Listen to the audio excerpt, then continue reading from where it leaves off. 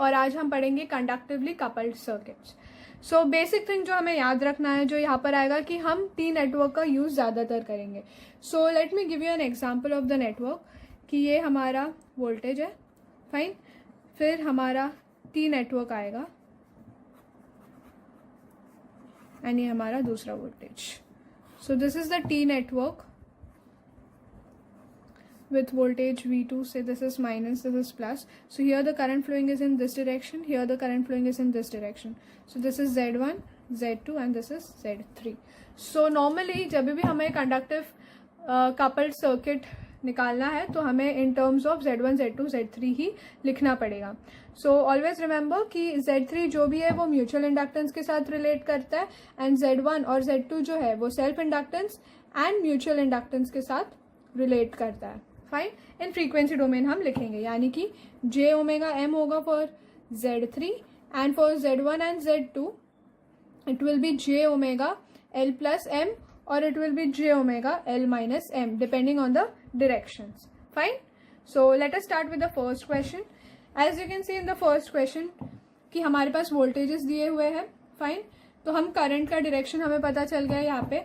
So you can see that the current I1 over here leaves the dotted point, right?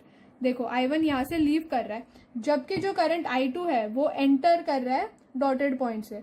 तो दोनों का direction अलग है, तो हम क्या कह सकते हैं कि जो म्यूचुअल इंडक्टेंस होगा, म्यूचुअल इंडक्टेंस जो M है हमारा वो हो जाएगा नेगेटिव। ओके, अब हमारे parameter Z1, Z2, Z3 analyse करने पड़ेंगे हमें। सो Z1 जो है that will be equals to J omega. Now L और M है, right? So first is Z1, तो that will be considered with the L1, right? So L1 now क्योंकि मैंने बोला कि म्यूचुअल इंडक्टेंस अभी नेगेटिव हो जाएगा, so that will be minus M। Fine, वैसे ही Z2 that will be J omega is related with L2 inductor minus M and Z3 is equals to j omega M. Fine. So this is equals to j omega L1 minus j omega M. This is j omega L2 minus j omega M. Okay.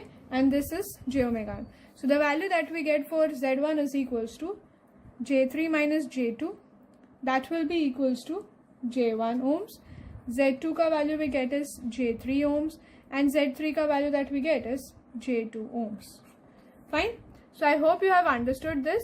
तो इसमें कुछ करना नहीं था, basically it was just J omega L plus M और L minus M. Since we said that mutual inductance M अभी negative आ चुका है, इसलिए माइनस एम कर दिया and we just substituted our values. Fine, and how we did that is 3 minus 2 is 1, next is 5 minus 2 is 3 and then m is 2. Okay, now अभी हमें इसका इक्विवेलेंट सर्किट बनाना है, तो how will the diagram be? So this will be our voltage, फिर हमारा capacitor जो है, so this will be minus J4 ohms as it is. Fine, and then we have is the T network, so we'll have this T network. Okay, so T network के जो values है Z1, यहाँ पर Z1 आएगा, so that is J1 omega. Next is Z2, so J3 omega, this will be J2 omega. Then we have is a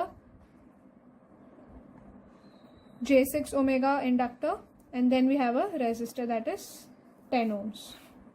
Okay, so this is the circuit that we have. Sorry, here we also have 2 ohms. Okay, so I hope you have understood this.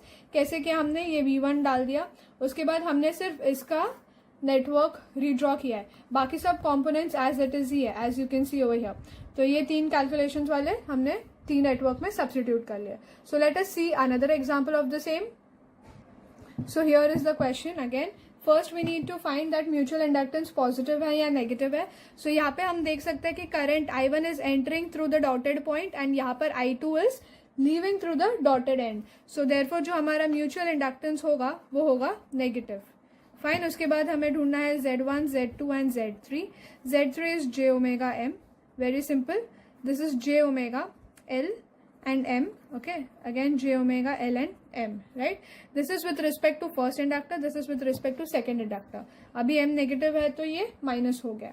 So यहाँ पर जो हमें value मिलेगा that is J omega L1 minus J omega M. This is J omega L2 minus J omega M. So the value of L1 is 5 and the value of mutual inductance, that is equals to 6, right? So this is equals to minus J1 ohms. So again over here 10 minus 6, that is 4, so J4 omega, and this is equals to J6 omega. So again we need to redraw the circuit. So again we have here is the voltage that we already have. Then since this is connected in this fashion, so यहाँ पर you will have, since this is the circuit that we have redrawn, so this will be our T network. Fine. So this is our T network. This is our 5 ohms. So here we have is minus J1 omega. Here we have is J4 omega. Here we have Z3, that is J6 omega. And here that we have is, as you can see over here, here we have a resistor and a capacitor. So this will be 3 minus 4J ohms, right? And 5 ohm का resistor as it is. So I hope you have understood this. यहाँ पे सिर्फ उसका placement change किया है, but हमने कुछ changes नहीं किया. इसको हमने टी नेटवर्क में डाल दिया एंड बाकी के जो कॉम्पोनेंट्स है उसे एज इट इज रखा, 5 ohms as it is and 3 minus 4J कर दिया यहाँ पे. So I hope you have understood this. For any queries you can write to us in the comment section below. See you in next lecture. Till then, bye bye.